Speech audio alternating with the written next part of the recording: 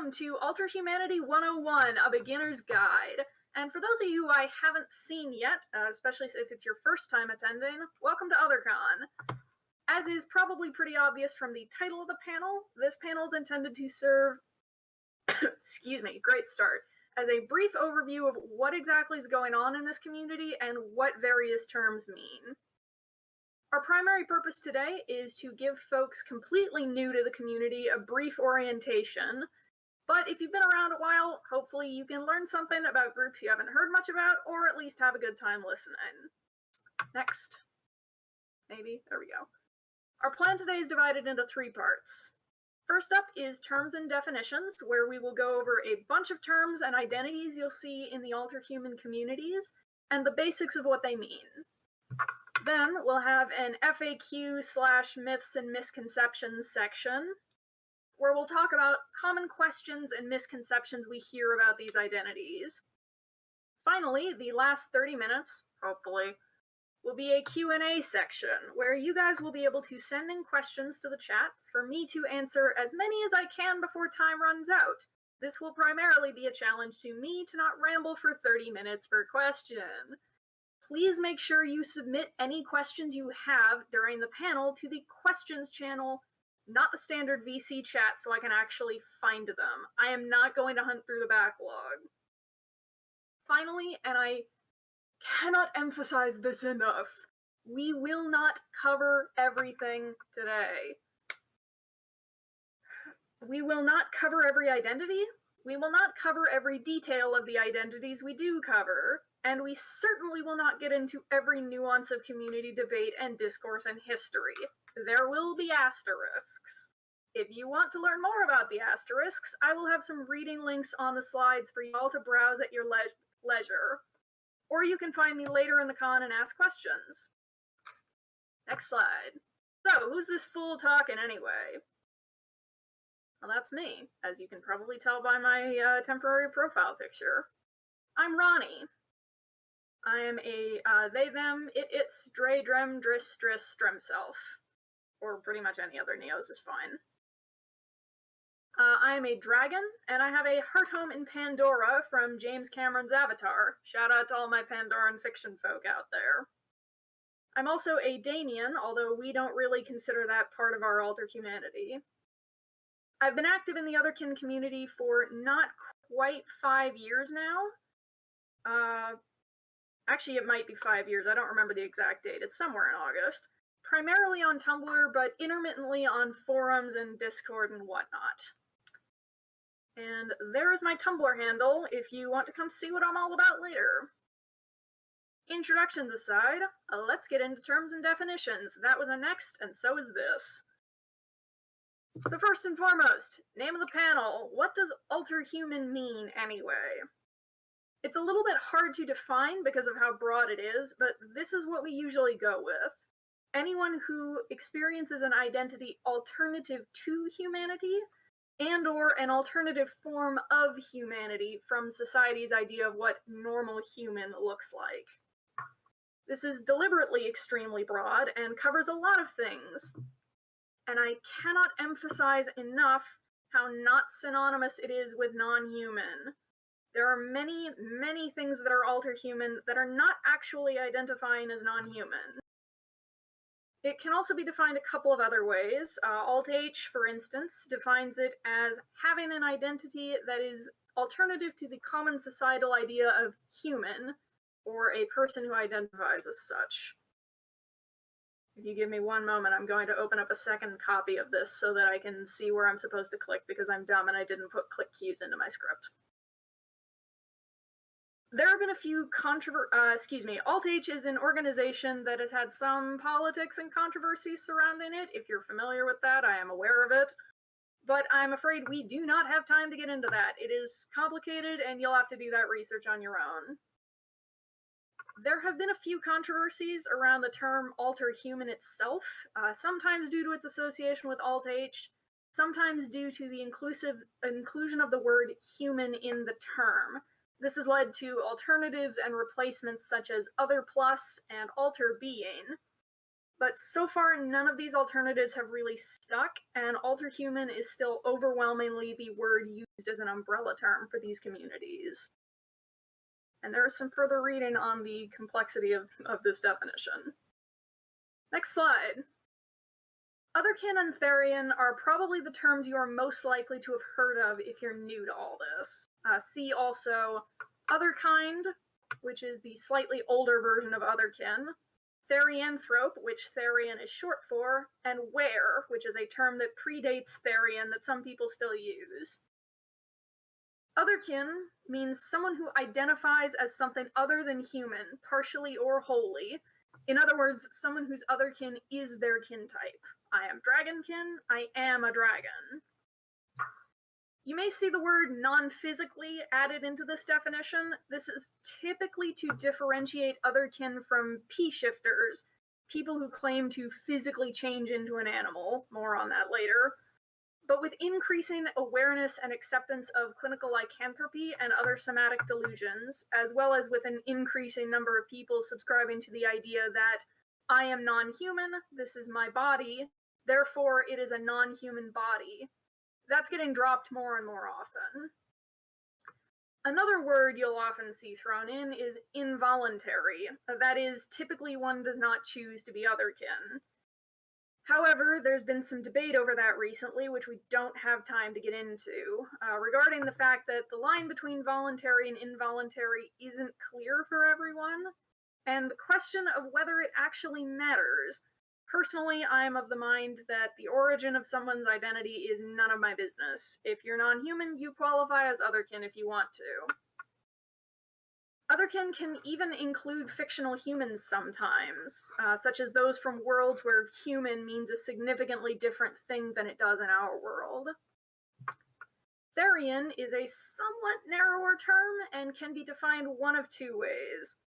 The first, which used to be the most common, only includes earthly animals. That is, a wolf would qualify as a Therian, a griffin would not. However, that's not actually historically accurate. For instance, there's a long history of dragon Therians existing in the community. And for multiple reasons, there's a panel on this later. I believe it's tomorrow, but I could be wrong. Go check it out. Many people find it more useful to define it as including any animalistic, non-sapient creature. So, a feral dragon with no human-like intelligence would qualify, a dragon that lived in a civilization would typically not. From this broader definition, we find terms such as theriomythic, a Therian whose stereotype is a mythical being like a dragon or unicorn, and Fictherian, a Therian whose stereotype is a fictional creature like a thestral or an indoraptor. At this point, I'm going to check in and ask, how's my pacing going? Am I talking too fast?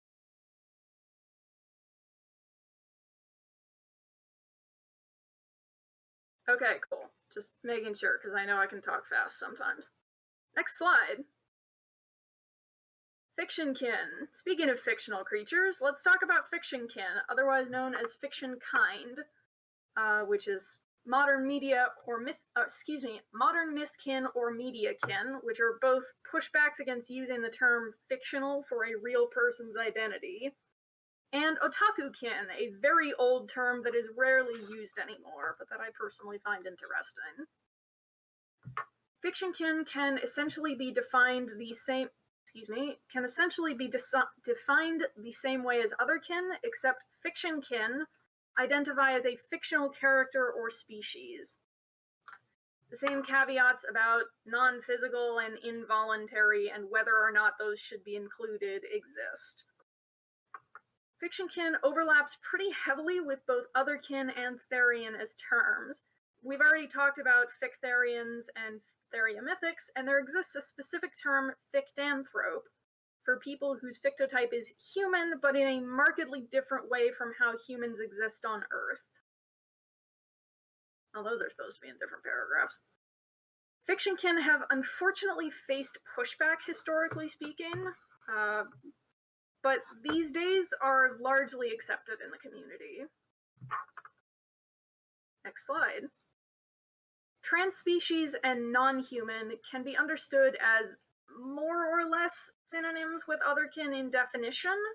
in definition, in that they also refer to someone who identifies as something other than human, but they carry somewhat different connotations, and non-human is a bit broader. Transspecies can imply a number of things for different people. Excuse me, I forgot to click through my bullet points here. Can imply a number of different things for different people, including desire to physically transition through body mods, prosthetics, tattoos, etc., feeling that one is not human at all and rejecting the idea of, quote, accepting your humanity, a relationship between species and gender identity, and simply not wanting their species identity to be treated as less important or serious than their gender identity.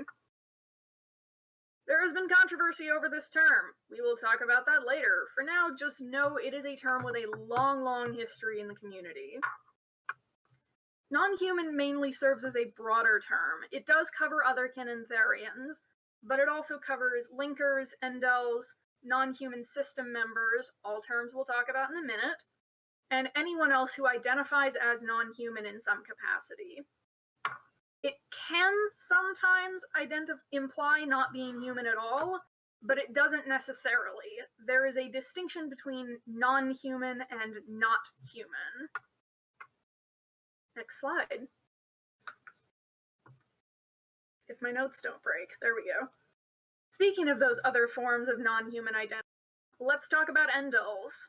Endl is a newer term on the scene, and please forgive me if I'm mispronouncing that slightly, describing a non-human or alterhuman self-identifier to describe an identity rooted in, caused by, or influenced by a delusion. Endl was coined in part in response to the term delusional attachment, often abbreviated DA, which is unfortunately often used to claim any serious non-human identity as a delusion. On the flip side, there is an unfortunate history of ableism in the Alterhuman and especially Otherkin and Therian communities, especially regarding delusions. This is in large part due to antikin, people who go out of their way to target and attack Otherkin, often wielding, "You're delusional, get help," against us. And we have had an unfortunate habit of responding only by explaining why that's not the case, without additionally defending the fact that not all delusions are harmful, and attacking people who do experience delusions also isn't acceptable behavior. This is still a problem, although, as I've said, acceptance of those with somatic delusions is growing. Endlity can often, although not always, be considered a form of, quote, physical non-humanity. That is, people who consider their bodies to be non-human, whether because they physically perceive themselves that way due to somatic delusions or similar, or, as I mentioned previously, as a statement of, I am non-human, this is my body, therefore this is a non-human body. The idea of being physically non-human is a somewhat controversial one, but acceptance is growing, and once again, it is too deep a topic for us to really get into. And once again, some further reading links. Next slide. Next slide. Otherlinker and coping linker are the last forms of non-human and fictional identity we'll talk about directly today. Coping linker was the first linker term, defined as a non-human or fictional identity that is consciously chosen and cultivated, often shorthanded as, quote, voluntary identity.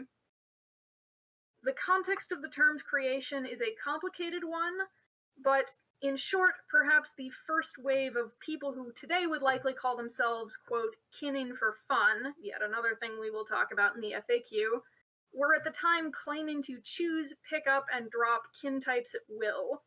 When this received backlash from the established Otherkin community for numerous reasons, they defended themselves with, "But I'm doing it to cope," thus giving rise to the term coping kin. Coping linker was coined in part to offer a replacement that wouldn't step on the kin community's toes, and while unfortunately it did not stop people from misusing kin terminology, what it did do was provide an opportunity for people who do identify as their link types, but who chose to form that identity instead of being involuntary, as was and is the dominant narrative in the kin community, to come together under a common label. Although coping linker was never meant to exclude those who formed these identities for other reasons, the term other linker was coined for people who felt that the coping prefix implied that, and has become at least equally popular. Other linker terms exist, such as acelink and funlink off the top of my head, but they're far more rarely used, and they typically denote specific reasons for forming one's link type. One thing I need to emphasize before we move on: linkers are not any less genuine in their identity than kin are. This is an unfortunately common misunderstanding. Linkers are their kin types, as kin are our kin types. There's an unfortunate habit of hierarchy in the Alterhuman community, with kin and Therians often being treated as the, quote, most valid, and link types, heart types, etc. being seen as less important than kin types. This is a habit that comes out of history, and it is one we are trying to break. Next slide. Moving out of the realm of identify as terms, Otherheartedness, kith, and synpath, 3 terms that have some connotational differences but are usually treated as synonyms. They arose alongside each other at roughly the same time, each unaware of the other's existence until later on. I will continue with the term otherhearted for the sake of ease, since that's the most commonly used. The term animal-hearted is sometimes used as well, but more unusually. Generally speaking, any of the 3 terms can be defined as identifying strongly with, rather than as, a character, species, etc. That can manifest a number of ways. Oops, I lost my place. Where'd it go? There we go. It's been described to me as feeling like one should be but isn't. Well, all of this is in the wrong order, isn't it? That's fine. Feeling like one should be but isn't one's heart type.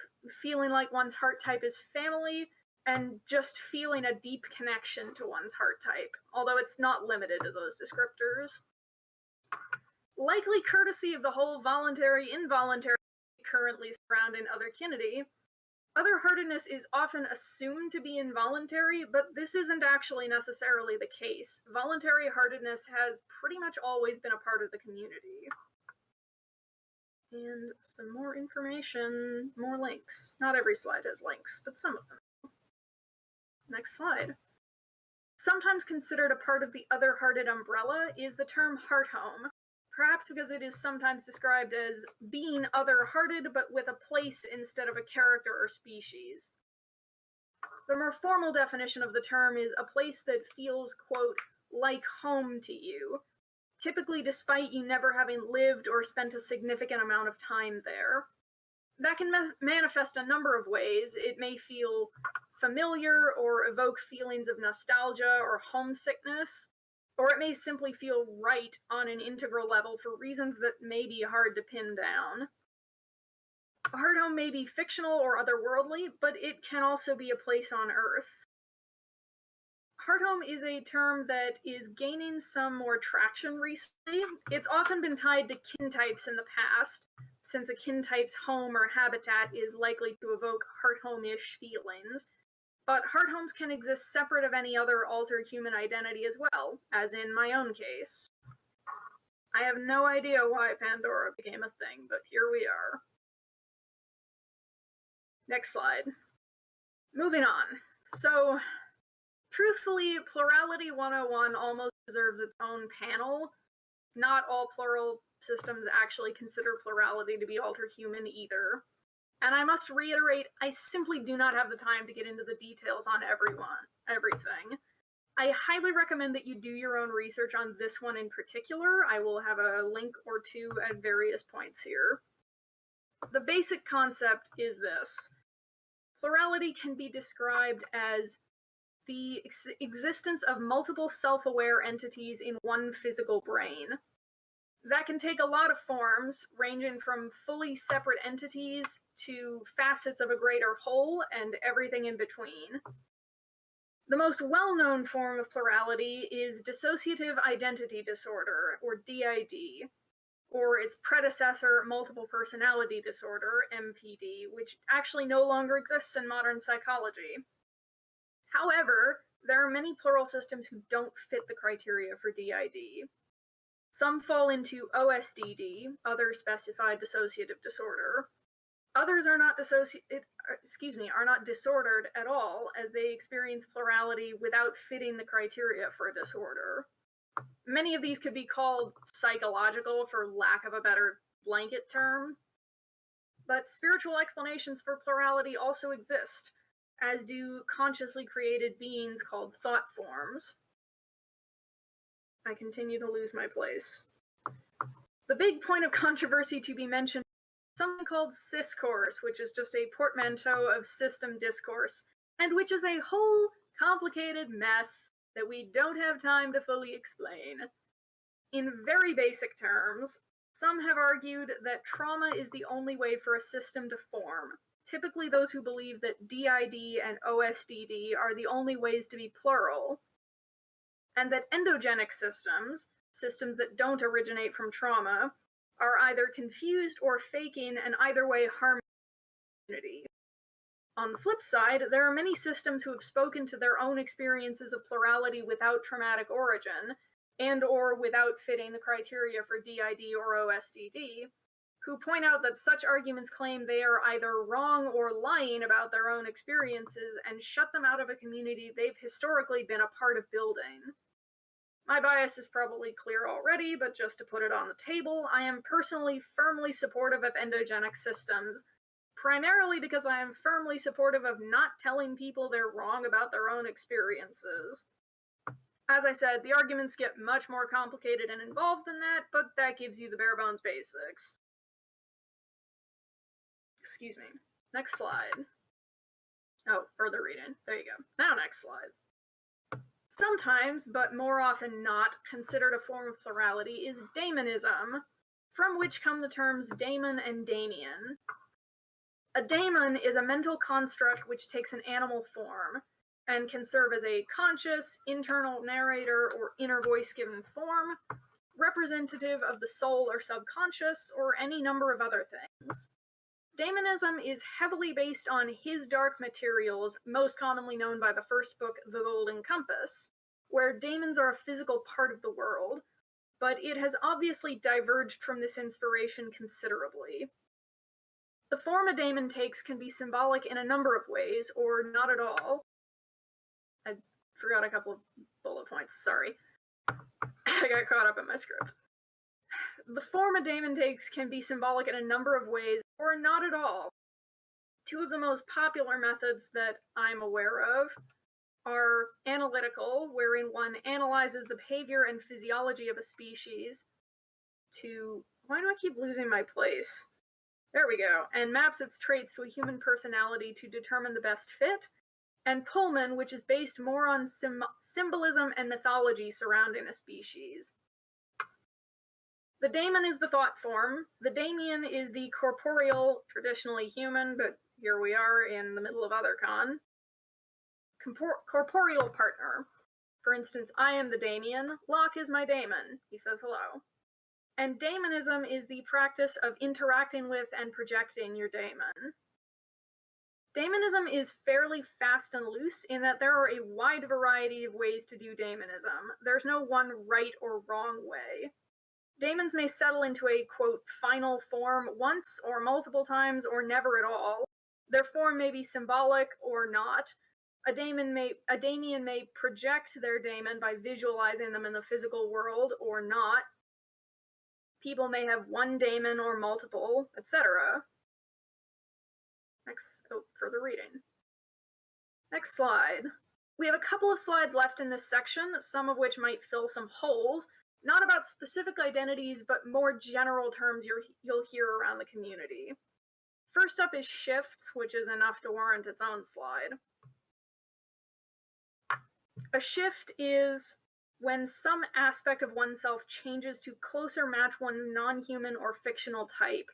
Frequently, it's defined in terms of kin type, but other alterhuman groups can and do experience shifts as well. There are many types of shift, including but definitely not limited to phantom shifts, also called supernumerary phantom limbs, the sensation of having body parts that do not and never have physically existed. Mental shifts, when one's mindset or mode of thinking changes to closer resemble one's type. Dream shifts, when one's changing into one's type in a dream. Astral shifts, when one's astral body changes partially or completely into the shape of one's type. And self-image or envisage shifts. See, that's why I don't like the term. When one's self-image matches one's type more closely, and one might unconsciously expect to see one's type when looking down at oneself or a reflection in a mirror. Finally, you have heard me mention p-shifting before. P-shifting is shorthand for physical shifting.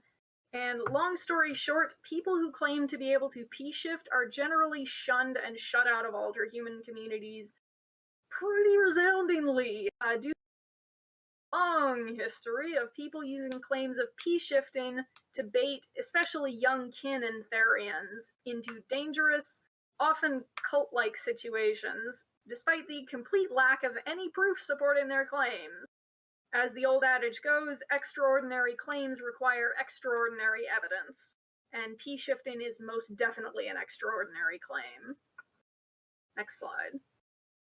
Other terms that may be useful to you.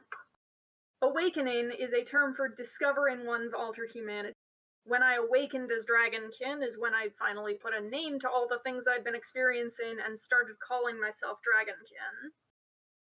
Considering, confirming, and similar words are honestly, they're puns. They are puns that you might hear thrown around. They mean exactly what they say on the tin if you remove the pun, and usually refer to questioning and awakening. Type, kin type, heart type, etc., is a term you've heard me throw around during this panel. It probably should have been introduced at the start, and it refers to the subject of one's identity.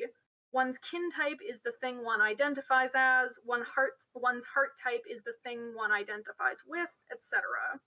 For example, I am Dragonkin, my kin type is a dragon. Not all alterhuman terms have, or need, a counterpart like this, but it's a relatively common theme. The ones that I know of that were included in this panel are kin type, link type, heart type, and kith type, but others probably exist. Finally, a bit of a weird pair to throw in the miscellaneous box, but for lack of anywhere else to put them.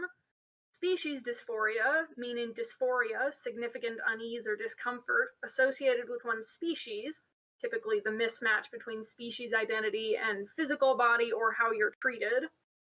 And species euphoria, feelings of relief, contentment, and or joy associated with one's species, typically with being referred to or presenting as one's correct species.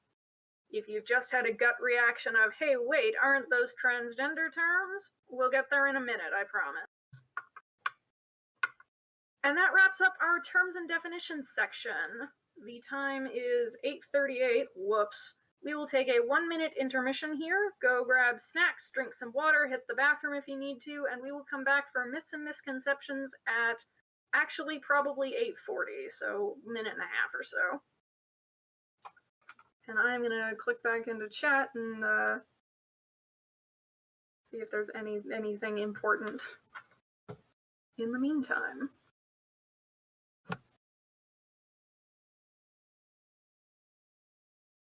Rip.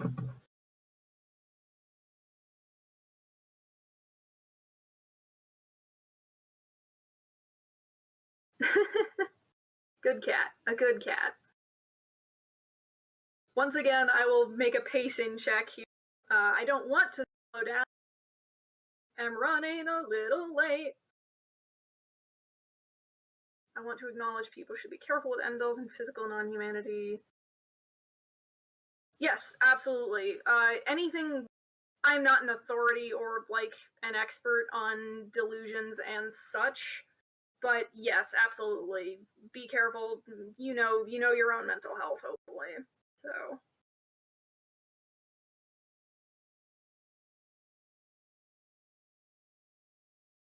Regarding the difference between daemons and tulpas, if you pop that into questions, if I get there, I will chat about that more, but I agree with Corv's answer that yes, daemon is typically inherently tied to their daemon, where a tulpa, typically the goal is to make your tulpa completely separate and autonomous, at least from what I know about tulpamancy, which is not much, admittedly.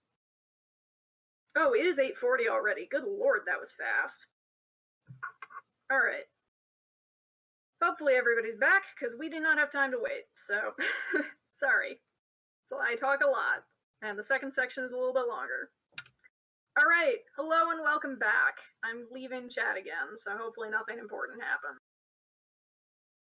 Welcome back! We're now going to move on to the second part of the panel, which will cover myths, misconceptions, and a couple of frequently asked questions, several of which I have referenced earlier. This is not an exhaustive list, hence the Q&A that will follow, but it covers the most common things we hear and the counterpoints against them. A quick disclaimer here. I don't recommend arguing with people bringing these arguments to bear, generally speaking, unless you're weird like me and it genuinely doesn't cause you distress to do so, which is not most people. You will almost never change their mind. At best, you hope that silent onlookers who haven't made up their minds as strongly yet benefit from seeing your side of the argument. We're going over them here for y'all's information. This is not a how-to combat anti-kin guide. That being said, let's start off with a pretty simple one. Slide. This is just a furry or roleplay thing taken too far. If you spent any amount of time in the Tumblr Otherkin community before 2019, you have probably heard this at least once or twice. I don't have personal experience with it, but I'm told it gets turned on plural systems as well, especially endogenic systems, which does not surprise me. The trouble with rebuking this one is not that it's got any truth to it, so much as that the answer is kind of just, no, it's not. Furry is a fandom, and while it absolutely can be more than that, that is still its heart and its default meaning. Alterhumanity is a genuine identity, not a hobby. It's a state of being. And to be clear, when I say identity here, I don't necessarily mean to equate alterhumanity with non-humanity. I'm including anything that affects your internal sense of self in that term here, for the sake of not talking for 30 minutes per slide. The two can absolutely overlap, but it's a Venn diagram, not a scale where one is a more extreme form of the other. Slide. And on the other end of the spectrum, the classic, you're mentally ill, get help, TM.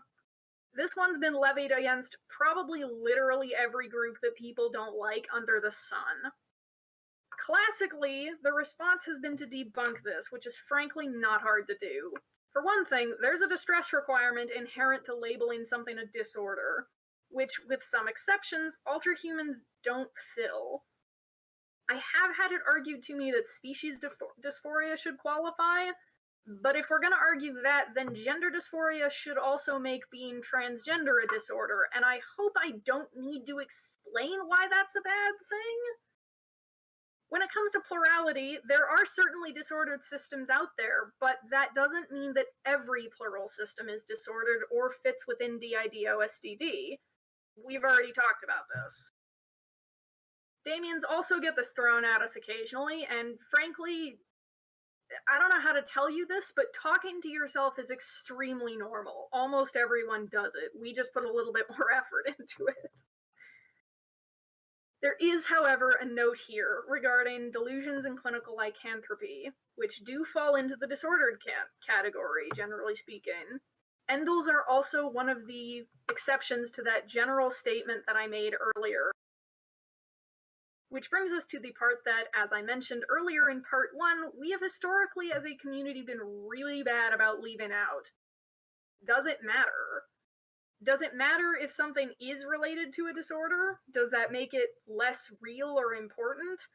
Does it make it suddenly acceptable to attack and harass that person to, quote, get help, typically with little to no regard for whether they're already managing their disorder as they need to live their best life? For that matter, we should point out that even if someone does have a disorder, whether they're aware of it yet or not, shouting at them to get help rarely, if ever, actually helps anything. Stepping off my soapbox, one side note. You will sometimes also get, it's just a coping mechanism, to which pretty much everything I've said already applies, but both that it's usually not and that it probably doesn't matter even if it is. Branching off the ableism slide, another plural specific one. Plural systems are dangerous. No. That's it. That's the slide. No, I'm joking, of course.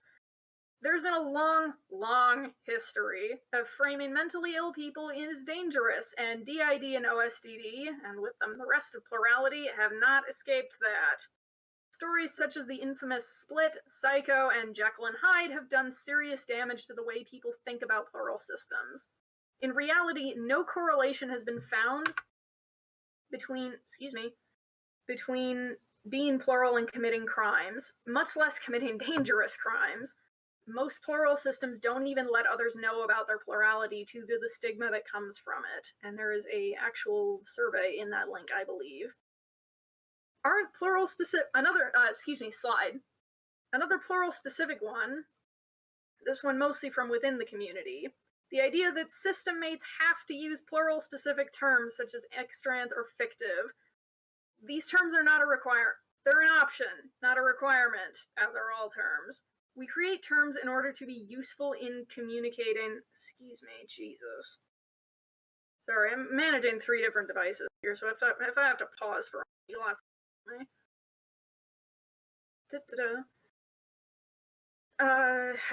There we go. Plural specific terms are an option, not a requirement. If it's not useful to you, don't bother with it.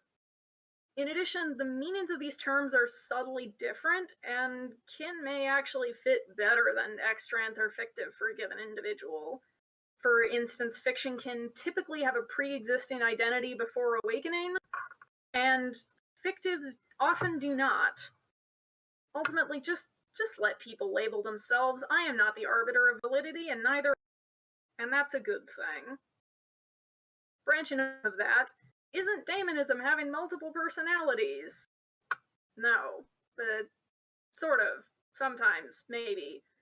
So here's the thing. Some daemon-Damien pairs and groups actually do consider themselves plural because of their daemonism. And daemons do fall under thought forms, so denotatively, sure, we fit under the plural umbrella. However, in my experience at least, it seems more common for us to not consider ourselves plural. At least not because of our daemons. I can only speak to our own reasons here, but Locke and I, it feels weird to call ourselves more than one person because we are so intrinsically tied to each other. We qualify for the umbrella, but the term plural system really isn't very useful to us, especially when daemonism is right there. Also, as an addendum, multiple personality disorder does not exist, and calling headmates personalities is probably not it for most people. That's pretty rude these days. So there's that. Slide. This is a big one. But calling it phantom limbs, species dysphoria, transspecies, insert problematic term of the day here, is offensive. Told you we'd talk about the transspecies controversy. So there's multiple variations on this one, but the argument is very close to the same every time. Let's go through them one by one. People get real ticked off about the term phantom shift or phantom limbs, saying it's offensive or appropriative to amputees, but the thing is, supernumerary phantom limbs is a medical term being used correctly here. There's a similar argument here with species dysphoria, where people feel like it's being stolen from the transgender community. For one thing, the overwhelming majority of other the main group uses the term are transgender themselves. And for another, once again, dysphoria is not exclusive to gender dysphoria. It's a psychology term being used correctly. You can't say rejection-sensitive dysphoria from ADHD is appropriating trans terms. On a similar note, if there's one word that gets people riled up more than species dysphoria, it's transspecies. And while I do understand why, once again, the trans prefix is not actually exclusive to the transgender community. Excuse me. And once again, I must point out the vast majority of trans species people, probably even more so than otherkin in general, are transgender as well. Trans people using language to talk about the similarities of their own experiences of sexuality and gender are not being transphobic by doing so. We also hear, "You're making the transgender community look bad" a lot. Bluntly, this is respectability politics. You're throwing another very small group of people under the bus for the actions of bigots who usually don't even know they exist. The other phrase that gets thrown around is, "Trans species is mocking transgender people." The thing about this is that it can only be true if you don't believe that trans species people are actually genuine in their identity. Something can only be mocking if it's not actually true and it's intended to make fun. It would be ridiculous to say the term homosexual is mocking bisexual people or vice versa because they share a root word and you don't like one of them. More information on supernumerary phantom limbs and the definition of dysphoria, respectively. Slide. Moving on, cultural appropriation gets cried a lot around otherkin specifically for some reason, but also around another number of other groups like daemons, tulpas, etc. Most commonly, the accusation is that these things are appropriating spirit animals or totems from Native American cultures. In all honesty, this has never actually made a lot of sense to me because there aren't actually all that many similarities between these things, besides some combination of animal plus soul on a surface level. I would also point out that the fact that we're not using the term spirit animal or totem kind of inherently means we're not appropriating those things. We're not claiming to have them. Tulpas are oops, that was also supposed to be multiple, whatever. Tulpas are also a somewhat more complex topic on this front. Here I must confess that I forgot the tulpa debate existed until about 5 days before the con, and due to life events, I did not have time to put together an adequate assessment of it. I'm sorry. As best I can, tulpa, as far as I can tell, isn't actually the word used in Tibetan Buddhism for the practice that tulpamancy is accused of appropriating, although the word did originate from their word for it, which I believe is sprolpa. Excuse me. In fact, and while I don't admittedly run in these circles, I've never seen any actual Buddhists care about it. In fact, the only times I've seen actual Tibetan Buddhists address tulpamancy, it's been supportive or at least accepting, which inclines me to think that the appropriation charge is fairly weak. I will leave a handful of links here for y'all to start your own research if you're interested. I apologize for having to leave this one off short. That's on me. However, there is a genuine case to be made for appropriation in a few edge cases. So, slide. Let's talk about the overarching kinning insert thing here isn't okay, and I'm going to say right off the bat, this can also be aimed at other altered. I'm just going to talk about kin for the sake of simplicity. That's where I hear it the vast majority of the time. Now, there are a lot of cases. The vast majority of cases, actually. This is a bogus claim. The stereotypical edition of this argument is kinning outside your race. This has fortunately fallen by the wayside these days. That is, having a kin type of a different racial or ethnic group from yourself. There are a number of problems with considering this immoral, starting with kin types generally aren't a choice, and there's a difference between having a fictotype of a given minority group and claiming to currently be part of that group. But perhaps my favorite rebuttal is this. If you are okay with someone being kin with an animal, but not with a white person being kin with a black character, you are implying that you think there's a bigger experiential difference between people of different ethnic groups than there is between beings of different species. And I hope that in light of the history of racism, I don't have to explain why that's a problem. The next most popular version of this argument is in regards to, quote, problematic characters, particularly villains or those who have otherwise done heinous things in their source material.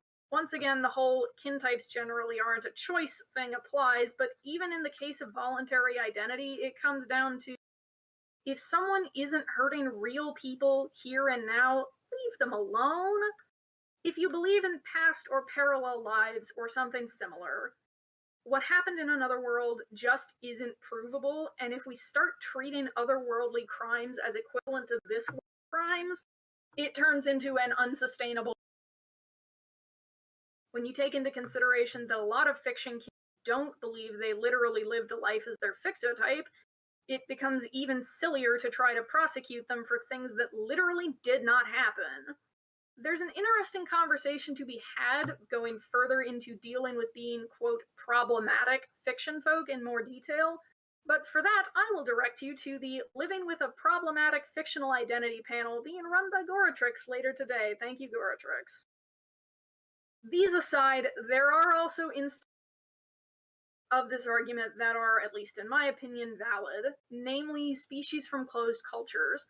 Probably the most well-known instance of this is people claiming to be kin with a cannibalistic spirit from Algonquin culture, which it is, I apologize for mangling that, which it is extremely impolite to name aloud. Don't know what I'm referencing, you Google the phrase cannibal spirit Algonquin. But others exist. Now, Rani, I hear you say, you just said that kin types aren't a choice and you can't apply morality to them, generally. And I stand by that. However, the issue is not that, but this. What most people understand as being these creatures, and how most people who claim to be kin of them describe themselves, is not what they actually are, but bastardized, appropriated versions of them. I have no doubts that these individuals are experiencing what they say to do, but mislabeling it in an appropriative way and perpetuating that appropriation is not great. Unfortunately for everyone, outside of these things, there's also a couple instances that are a bit grayer, such as people who are kin of original characters, particularly those belonging to other people. In short, those who are against it often claim it's invasive and rude, but in many cases it's little more than an unfortunate coincidence with experiences that often predated the OC's creation. An argument can be made that labeling oneself that way is probably uncouth, but as far as actually having the experiences, there's not a whole lot that can be done about it, unless it's a link type, in which case there's a whole debate there. We're not going to get into it. And there is the case, holy shit, we are almost at 9 o'clock. Jesus Christ, I gotta speed up. There is the case that some of y'all have probably been waiting for. Back in. People who identify as another real, this world person, whether deceased or currently living. We do not have time to get into this. Please do not get into it in the chat for the sake of the con staff's sanity and also any factkin in attendance. It deserves a panel of its own. It is highly controversial for probably obvious reasons, and we're just not going to get into it.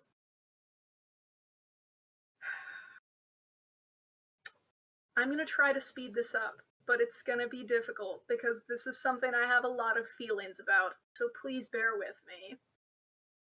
Next slide.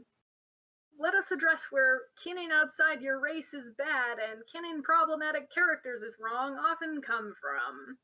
The phenomenon of, quote, kinning for fun, which tends to mean that kin just means relating to, projecting onto, etc., a character or thing, typically character. This has become unfortunately common these days. Oh good lord, what just happened? Excuse me, there we go. Many believe that it has an equal history word, or even that a term originated. That is just not true, and it's provably not true. The word Otherkin dates back to 1990, and the community back even further. While there's been some shifts in meaning, it has essentially always referred to being non-human in some way. As far as I can tell, and some of this is speculation, kinning for fun arose largely from misunderstandings. Partially due to the advent of social media, which makes it a lot easier to see out-of-context posts, and think that that's the entirety of the experience, rather than forums where 101 information is probably the first thing you come across. So why does this matter to us? Well, the most obvious problem is the very thing that I just mentioned. People misunderstanding what kin means and calling themselves kin who mean completely different things by it, have made it almost impossible in some places for actual otherkin, and especially fictionkin, to find each other. When the words you created to describe your experiences become diluted to something completely different half the time, it becomes once again difficult to communicate, which was the whole reason we created these words to begin with. This is compounded by a problem that's in recent years. Kin for fun people often, although not always, are actively aggressive toward us, and classic anti-kin rhetoric is now often coming from within spaces labeled as safe for us, which makes it a lot harder to avoid. So is there a solution to this?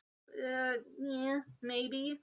The actual experiences kin for fun people are having are just as real as our own, and I do want to emphasize that. They often fall into the alterhuman umbrella. They're just not what kin means. Words like relate to, vibe with, etc. long predate the term kinning, but when those aren't adequate or accurate, there have been a number of alternatives that have cropped up. Clicking, constellic, lith, and a few others.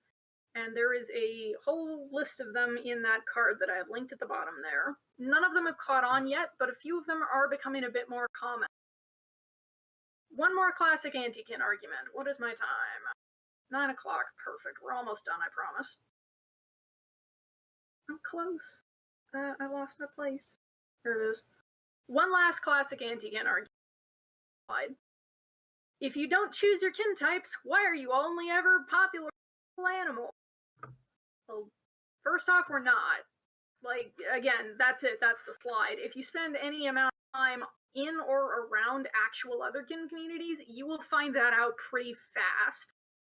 However, there are certain kin types that seem more common than others. There are a few theories to why this might be. It's actually a very interesting phenomenon. First, many of them are closer to human psychology than many other creatures. Wolves, for example, the classic Therian example, are social, intelligent persistence predators, which makes it easier for an identity as that animal to imprint on a human brain. Second, in regards to, well, shouldn't not a lot of people have past lives as insects? That's probably true, but things that only live for a few days or that don't have a lot of sensory input may well have a tough time making enough of an impact on the soul to, quote, bleed over, as it were. Third, a lot of these species are probably commonly misidentified. You need to actually know something exists in order to label yourself as it. To use wolves as an example again, because everyone knows what a wolf is. Everybody knows what a gray wolf is. If someone is some more obscure canine, well, they may not have ever heard of their own species. They may have no idea where even to start looking. And they may well see wolves and have enough similarities to go, oh, that's pretty close, that's probably it. Finally, special mention regarding dragon, as well as mythical creatures. Dragon is bluntly an enormous umbrella term. It covers anything from a furry winged hexapod the size of a horse, to a creature 6 inches long with dragonfly wings and the ability to spit sparks, to an astral being the size of a galaxy that eats stars. With such an enormous variety, it's no surprise there's a lot of us. That's kind of what happens. This is where my script runs out, so if I go more than 5 minutes on each of these slides, somebody please harass me. FAQ, we're finally out of the anti-kin stuff. How do I know if I'm otherkin, Therian, otherhearted, etc., etc.? There is a 3R system that I greatly enjoy here. I believe it was Poppy who first posted that, so shout out to Poppy at Ace Therians on Tumblr, thank you for that. I'm stealing it wholeheartedly. I hope you don't mind. Record. Write down the things that are making you question, both those that make you think you might be, and those that make you think you might not be. Especially put them next to each other so that you can compare them. Put them somewhere you'll be able to find them again, and write in as much detail as you can, even if something is just a little thing like, oh, I don't know, I like being up high, I will take any chance to get up on the roof. That might be a dragon thing, maybe. It might be a normal human thing. Humans used to be tree-dwelling primates. Throw it on the list. Research. Find things written by the, and I do mean do them in this order, because record your things before you go and research. Find things written by the people in the group you're questioning, if you can. Read them and compare notes. Or if you can't find those experience essays, go and see if you can find people and actually directly talk to them, see if they'll be willing to answer some questions. Also, research related topics, animals, mythical creatures, or fictional stories that share the traits you wrote down in step 1 to see if anything stands out as a potential fit. And reflect. Spend time thinking about it, away from the community if need be, to dodge confirmation bias and shifter's disease, which is a fun little phenomenon where people who have never experienced classically phantom shifts, but it can happen with other things as well, will read about the community, spend a bunch of time reading about phantom shifts, and suddenly start experiencing phantom shifts. Typically it is transient, it will go away if they stop interacting with the community, hence step away for a bit. Again, thank you to Poppy, there's the Tumblr handle for 3 Rs. And finally, why are people alterhuman? What's this psychological versus spiritual thing I see people talking about? There are many, many, many explanations for why someone might be alterhuman. They're often divided into 2 classical categories, which are psychological explanations, such as unconscious imprinting, coping mechanisms, conscious or not, psychological quirks, or ties to mental illness, etc., etc., and spiritual explanations, past, parallel, or future lives, walk-ins, misplaced souls, spiritual or magical connections, etc. However, these often overlap, and there are also explanations that don't always fall neatly into one or the other, such as archetypes or archetypal resonance, essentially feeling not that you necessarily were or should be literally this being, but that the archetype of what, say, a dragon represents is important to you and your sense of self. Hopefully that makes sense. I didn't get a chance to script this part, like I said. Magic. Some people have become non-human or become alterhuman through magic and through spells. It's not very common. I don't know that I've ever personally, but I have heard. Neurological, or ties to neurodivergency. That is, believing that there is something physically different, wired different, wired different, as it were, in your brain. Or that it's tied to your neurodivergency, whether diagnosed or not, etc., etc. I could not possibly list all of these if I tried. You get the idea, hopefully.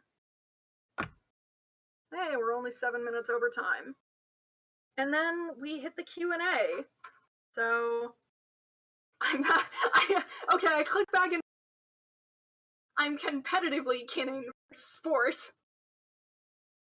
Thank you, I love that, I'm stealing that. I am over time. Alright, we have the Q&A. Ask me anything. Make sure that questions are in the questions channel. I see that there are things in there already. I do have time. No, I mean, like, over time as in, I intended this to last 1 hour, and then so I have 30 minutes for the Q&A. So, alright, anyway, Q&A is open. I'm gonna go check questions channel, and oh god, there's stuff from the last panel. Okay. Doesn't look like there's anything for me in questions chat. So I'm just gonna, there's a whole bunch of people typing though, good lord.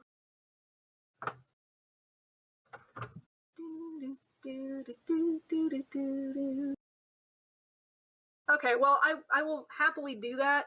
Oh yes. I will happily do that, Zero. I will not be able to stay past that 30 minutes. When is would somebody, like, pop into the, whatever, I'll look myself. Yes, Poppy, can you mention something about how you don't have to fit into any of the aforementioned categories in order to be eligible? Yes, and I don't know whether you mean the specific identities I named, but in both cases, yes, absolutely.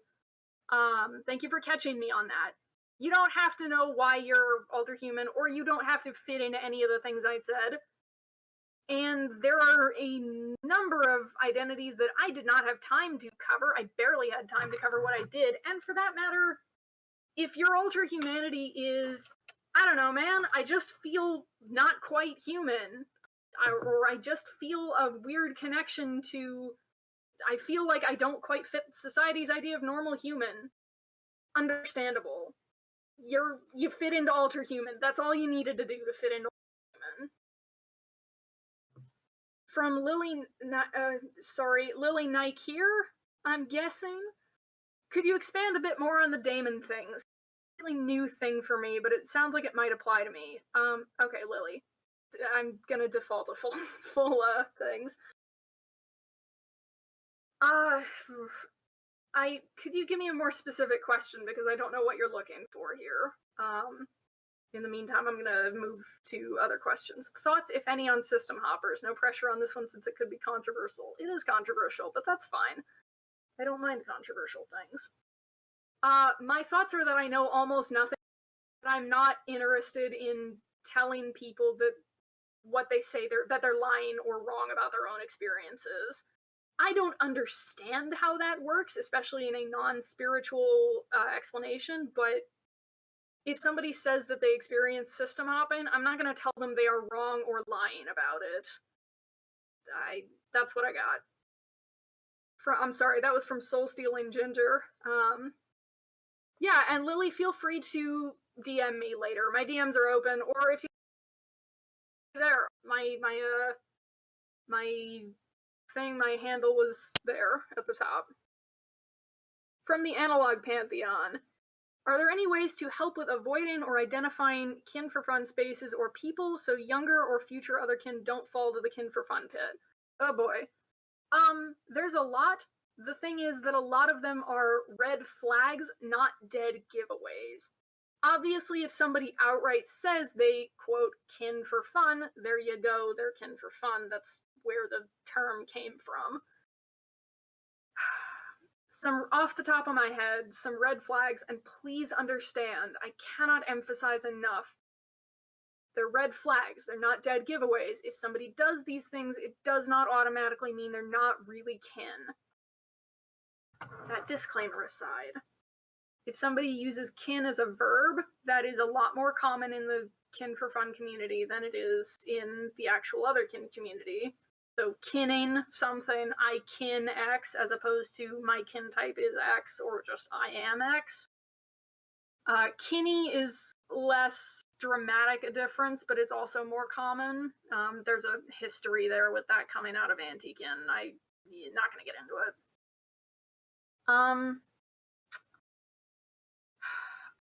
You know, I don't honestly, I would guess that, like, people getting on other people's asses about having problematic kin types would be a more, I'm sorry, I'm gonna have to pause, somebody's, hello?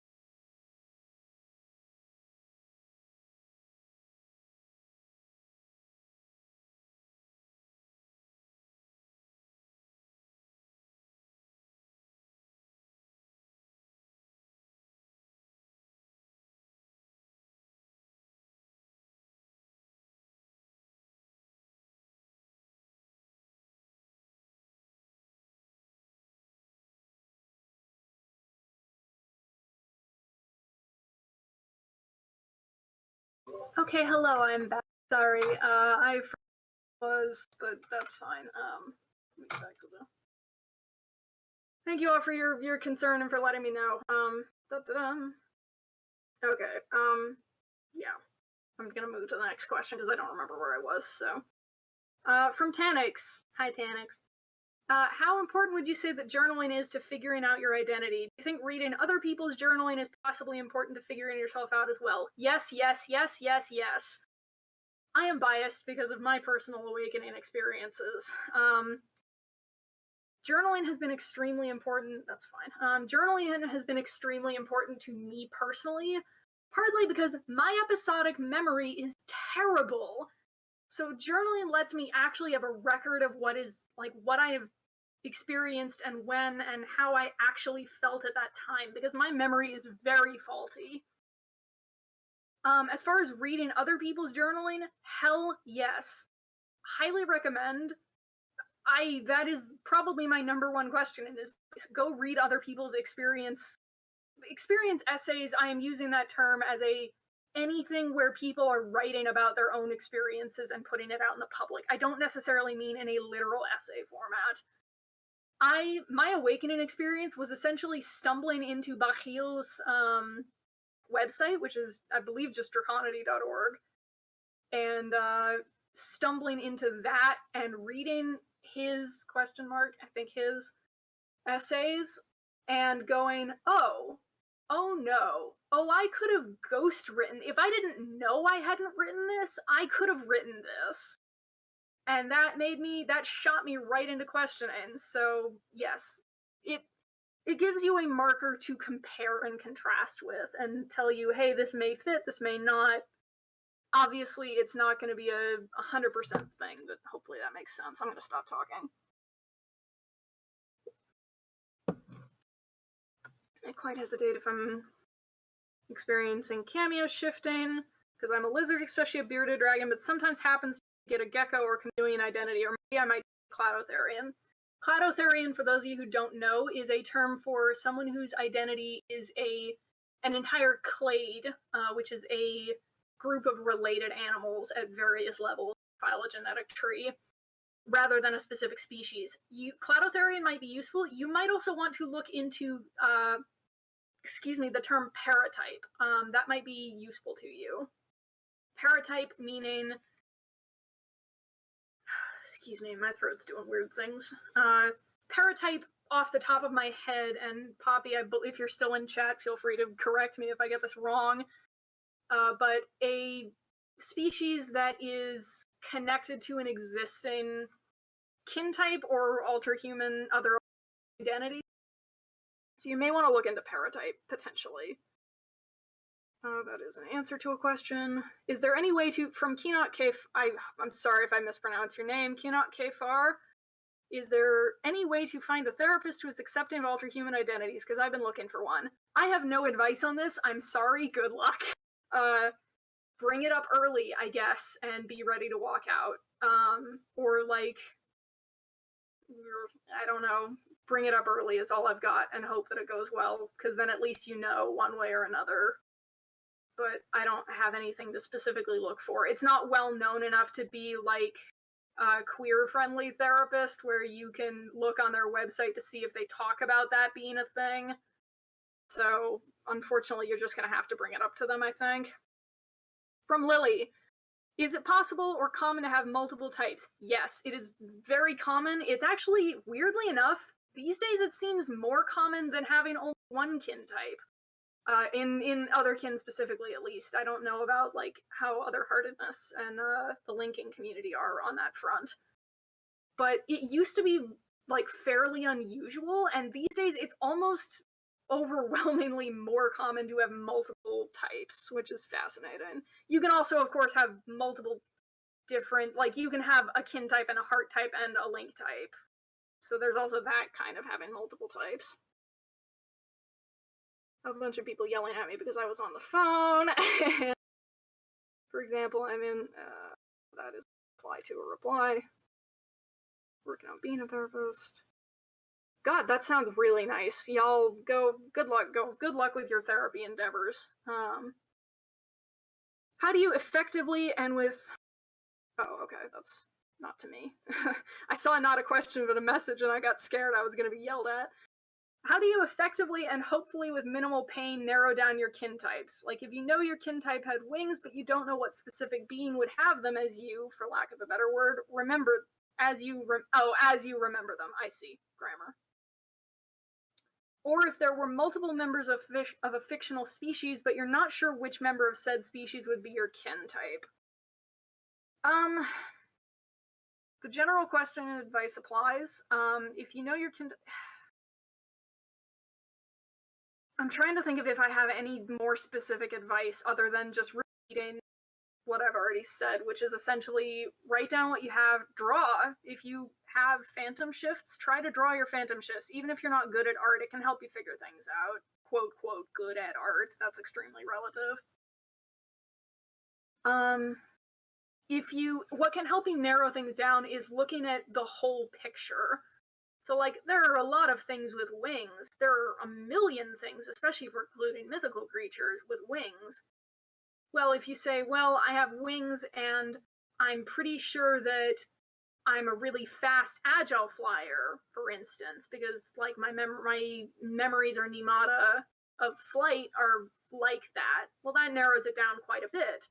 Or if you're like, well, I also am pretty sure that I was a carnivore because of other instincts, like I have a prey drive. Well, that narrows it down quite a bit. There are a lot of things that have wings that are not carnivores.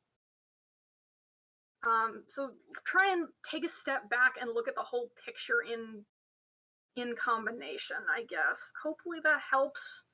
Also, regarding if there are multiple members of a fictional species, but you're not sure which one specifically would be your kin type, remember that you don't have to be one of those specific members that you see on screen, as it were. It is entirely possible to be a member of that species that was never shown in the media, in the source media. Please write about your experiences. Please write about your experience. Please, God, write about your experience. I know it's scary. I know it is, but it is so... Genuinely, it is... there are no more questions, so now I'm just going to soapbox for a second, because thank you, Poppy. It has been so rewarding to post something about an experience that I was nervous to talk about for whatever reason, and get people, like, fairly quickly, frequently replying with, oh yeah, I experience a similar thing. Or, I am unmuted, right? I did unmute myself. Yes, okay, God, I just had a moment of, like, paranoia. Ugh, thank you, anxiety. I lost my train of thought. Yes, rewarding. To get people responding with, hey, I have something similar, or, oh, this actually helped me figure out something for myself. It's really cool. It's really rewarding. Highly recommend. Do you have any advice for fear of being targeted or ways to keep yourself safe? I've dealt with systems cringe and had to avoid KF. Quiet background beeping as my brain tries to parse that and figure out what that is. And I'm still pretty nervous to talk about this stuff. Understandable. Oh, Kiwi Farms. Yeah, that tracks. That tracks. That makes sense. See, the problem with this is that I have, like, little to nothing. Yeah, I know what Kiwi Farms is, unfortunately. Wish I didn't.